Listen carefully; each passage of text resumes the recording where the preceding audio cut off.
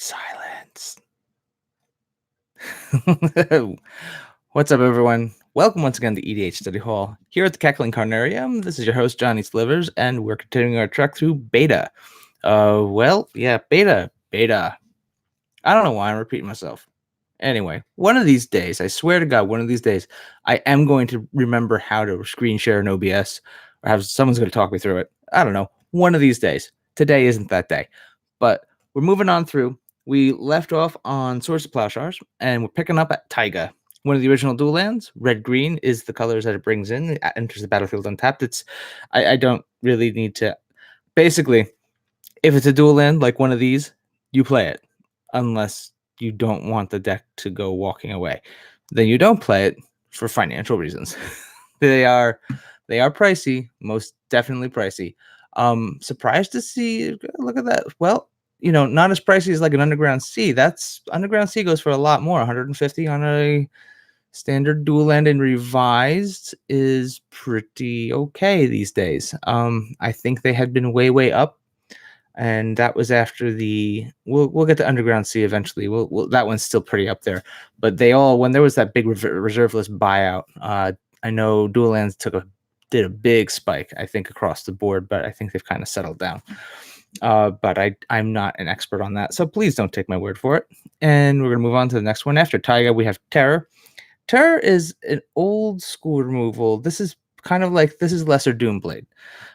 They made this one a little underpowered, and for a long time it was still a good removal spell. If you ran a white black deck with like Swords of Plowshares and this, you had a decent removal package. In EDH, it might be a little trickier. Kind of like when I was did that little breakdown of the Paladins. EDH, you're going to find a lot of the popular top commanders. If you go to EDH Rec and look at like the top commanders for any given period of time, there's a lot of black mana floating around. So when you have a removal spell that is basically 1 and a black for an instant, destroy a target creature without the possibility of regeneration, man, that wording. I love some of that old. This is like a walk through memory lane, some of that old school wording. Let's get something a little newer here. So a 6th edition version, you get the verbiage is destroy target non-artifact, non-black creature. It can't be regenerated. Much cleaner. So that was the thing. That this is like for 2 mana in the 90s to just kill anything was solid. The fact that it had the limitation was, it balanced it out. But ultimately, better things did come along, like Doomblade and Go for the Throat, which had similar limitations, but only one or the other. And then they said, well, let's just make it a freebie for 3 mana and call it Murder. So, there's better options there. I think in EDH, there's just such a huge palette of removal, like spot removal at your disposal. This one kind of gets pushed down to the bottom of the list. Not to say it's not a good card, but I think in EDH it's a bit underpowered. So I would shop around for something stronger than this. Unless, again, the old school card looks pretty sweet. After Terror is the Hive, one of the most overpriced token generators you can possibly get your hands on. It got plenty of reprintings, and it's not that really good of a card. Just the price kind of shows that to us. You can get copies of this for 35 cents a piece. It is a 5-mana artifact with the ability of pay 5 mana, tap, put a 1/1 Wasp artifact creature token into play. That creature has flying. It's just the cost to actually operate this card in a game of EDH just doesn't warrant the card. It's one thing like, maybe in an elf deck when you're ramping out really hard, but you're paying a lot of mana just for a single 1/1 Wasp token. So yeah, I'd say pass on this one. There are better options in EDH. And getting on down to, all right, after the Hive, we have Thicket Basilisk. This is the other half of the combo I talked about when we covered Lure.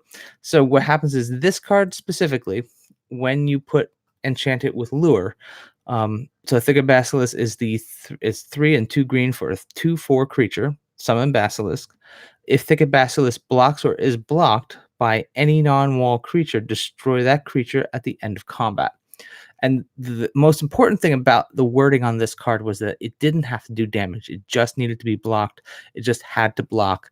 And whenever that happened, it just at the end of combat. Yeah, so it would kill everything that got there. I mean, it would ultimately die if the creature had enough power to kill it, but anything that blocked it would be gone. So basically, you put a lure on this, swing, one of the opponents just basically has to block with everything they have, and all the non-wall creatures just die. And that was the ultimate death touch. And then as the years went on, they came up with the death touch mechanic, which refined it and had to do the damage in order to kill the creature. Changed up the game a bit, and we never saw this printing after sixth edition. They I think what was it? There's another basilisk that took its place. Same casting cost, same power toughness, but it had death touch proper, so it didn't operate the same way. And they dismantled that combo of the Taiga basilisk and lure. If you are playing EDH and you want if you're in green and you're coming up short on board wipe, like green's only got so much to work with. There's Hurricane, maybe one or two others, but this is a combo where you can put it in a mono green deck if you're running a budget build, and this is your board wipe option to kind of take out one of your opponent's battlefield as far as creatures go.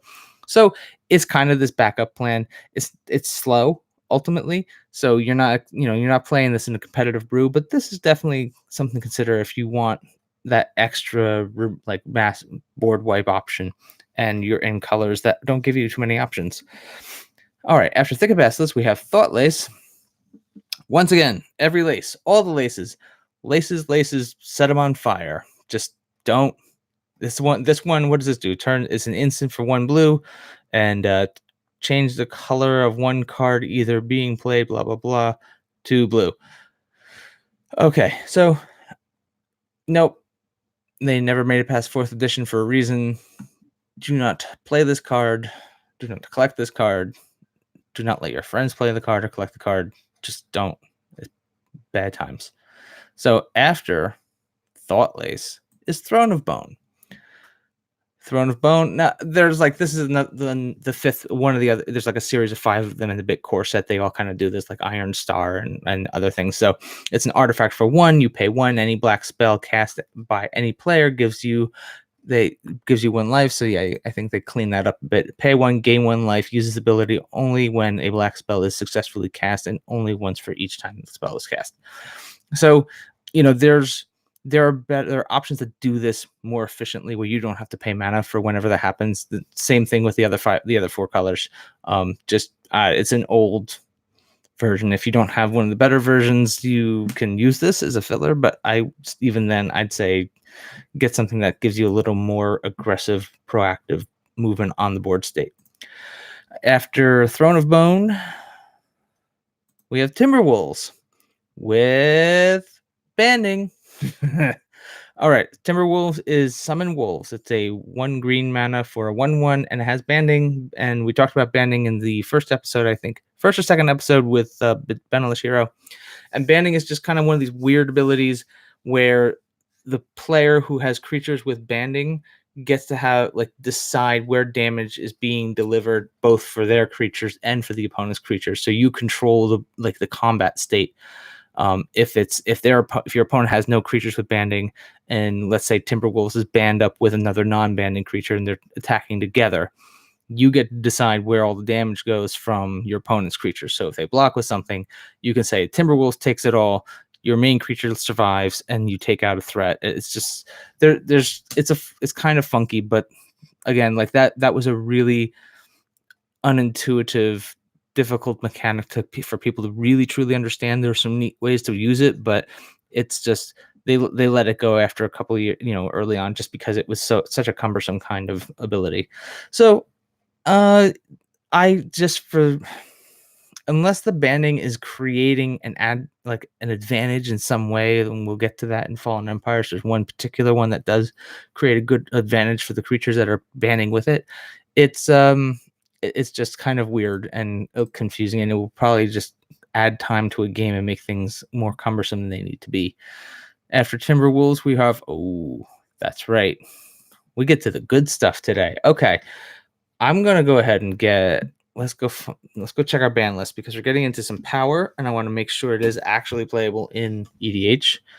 So that's Commander. There we go. All right, so go to the official rules listing for. Okay, so we are looking for. Yep.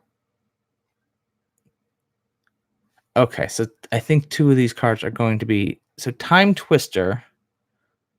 Let's go check them out. The ones that are coming up here are it's Time Twister, Time Vault, and Time Walk. Now we go to the ban list, and we are not allowed to use Time Vault, and we're not allowed to use Time Walk.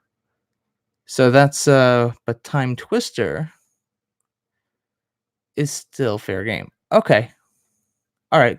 Good to know. We'll cover them. We'll still cover them all, but it's just good to understand like what's going on. All right. So we get into Time Twister. Time Twister made it up to unlimited. I believe it's reserve list.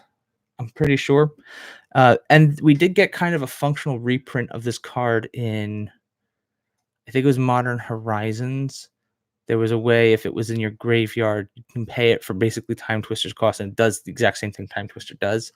So set times. So the way the wording goes, let's go ahead and get the Oracle text for Scryfall, just because they were still really old. What should we call it? Time Twister.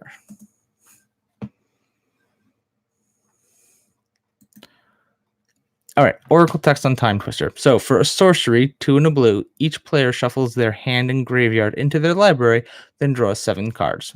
So this was like this is kind of, I guess technically the better Wheel of Fortune, where all the players just get basically a reboot. Graveyards and hand and graveyard going back into their library and drawing 7 cards is just like we're restart the whole game right here. So Time Twister is something you can use in EDH, which is good. You can get international collector's editions for about $100. That's not bad either, considering unlimited edition is going to cost you $2,500. That is steep. That's rough.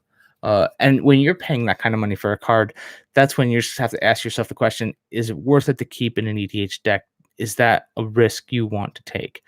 There's a point in EDH where you play with some of these old cards where the actual cost of the card becomes a liability, like the monetary cost of the card becomes a liability, and you have to worry about, is my $5,000, $6,000, $7,000 commander deck just gonna walk away if I'm not looking?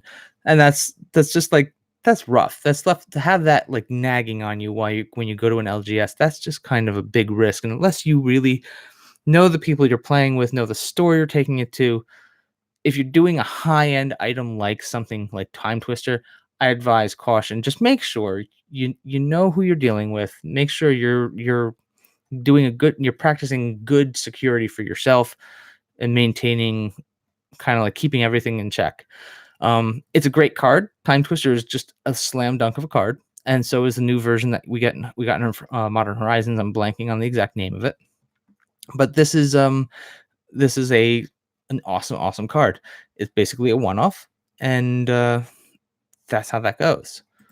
When we get to the other ones, however, we're gonna look at them a little more closely, and then ask ourselves, why was this card banned? And there's probably a good reason. For the next one, I think it's let's go Time Vault, I believe. So Time Vault is the one that is easy to justify being banned in EDH, because being an artifact, I think, let's go ahead and read it up here. So Time Vault is a 2-mana artifact. That's nuts. Wow. No, that's busted. Okay. Time Vault's busted. So Time Vault enters the battlefield tapped. Okay. In 1993, that made sense. Time Vault doesn't untap during your untap step. Okay. If you would begin a turn while Time Vault is tapped, you may skip that turn instead. If you do, untap Time Vault, and then you tap Time Vault to take an extra turn. So when they designed the card back in 93, the stipulation of it enters tapped and it doesn't untap during its untap step was strong enough of a hindrance to keep it from getting out of control and becoming a busted card. Now, if you would begin your turn while Time Vault is tapped, you may skip that turn instead. If you do, untap. So it was kind of like this kind of like, I don't know, running a credit line kind of thing. You skip your turn, and then the next turn you get to take 2 turns, and it's like, okay, so I'm gonna skip my turn. I'm gonna get you good. See, what happened was time went by, new cards were created, and then you get something like Voltaic Key. You just untap it.